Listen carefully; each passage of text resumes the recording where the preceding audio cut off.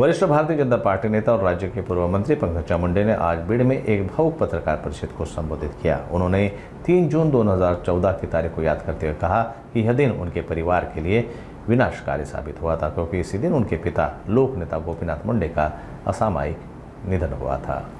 खरं आहे, 2014चा 3 जूनचा जो दिवस होता तो अत्यंत अनपेक्षित आणि अत्यंत धक्कादायक आणि एक टोटली उद्ध्वस्त करणारा दिवस होता आमच्या परिवारासाठी, मुंडे साहेबांवर प्रेम करणाऱ्या असंख्य लोकांसाठी.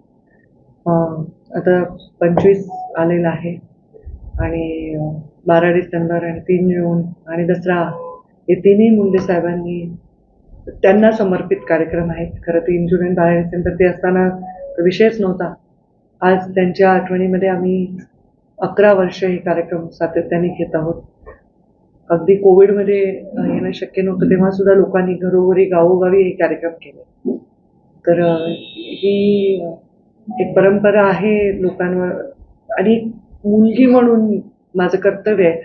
कोणाची आईवडील गेली तर त्यांच्या पुण्यस्मरणाला ते कीर्तन ठेवतात, भोजन ठेवतात. तसाच हा कार्यक्रम आहे. तसाही आमचा कार्यक्रम हा 3 जूनचा अत्यंत सिंपल आहे. आणि मुंडे साहेबांवर प्रेम करणारे मोठे मोठे नेते सगळेजण गडावर येऊन गेलेले आहेत. तर आता अजून यावर्षी प्रचंड साधा कार्यक्रम आम्ही ठेवलेला. हा कार्यक्रम कीर्तनाचा आहे आणि कीर्तन मुंडे साहेबांचं, याला मी सर्वांनाच निमंत्रित केलेलं आहे. म्हणजे राष्ट्रवादी आता आमचा मित्र पक्ष आहे, तर त्यांच्याही सगळ्या नेत्यांना मी निमंत्रित केलेलं आहे. काही येतील, काही ऑलरेडी कामानिमित्त बाहेर गेलेले आहेत.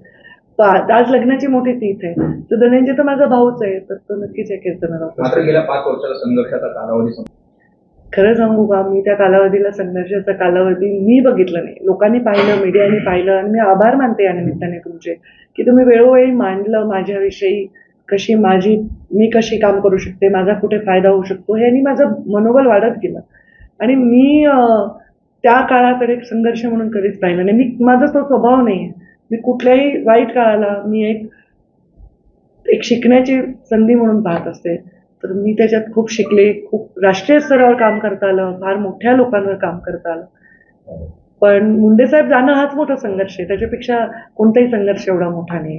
म्हणजे मुंडे साहेब जाण्यापेक्षा काय पद जाणं थोडीच मोठं असू शकतं. खरं सांगायचं तर ते मुंडे साहेबांचं मी लोकनेता म्हणून एक पुस्तक तयार केलं होतं, आणि त्यांच्या 61व्या वाढदिवसाला त्यांना मी भेट दिली होती.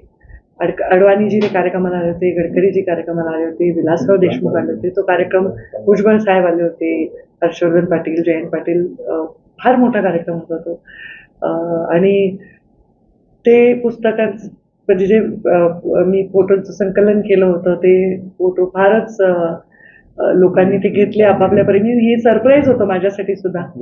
ज्यांना मी माझ्या सहकार्यांना कार्यक्रमाच्या रूपरेषा देते, काम देते, त्यांनी माझ्यासाठी खूप गोड सरप्राईज केलं.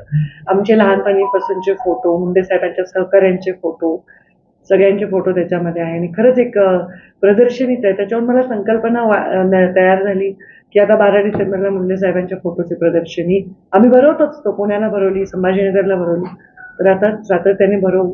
कारण मुंडे साहेब हे फार फोटोग्राफ्ड नेता होते आणि ते दिसायचे पण खूप रुबाबदार. तर त्यांचे खूप सुंदर फोटो आहेत. खरं त्यांची प्रदर्शनी भरवली पाहिजे.